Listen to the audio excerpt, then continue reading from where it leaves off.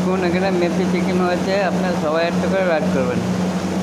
আমি রবি মণ্ডল, কল্যাণী, নদিয়া 1 নম্বর ওয়ার্ড, নেতাজি হল।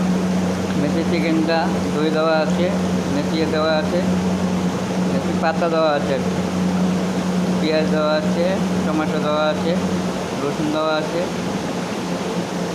এটাতেও হয়েছে রান্না। আপনারা সবাই একটা করে অ্যাড করবেন।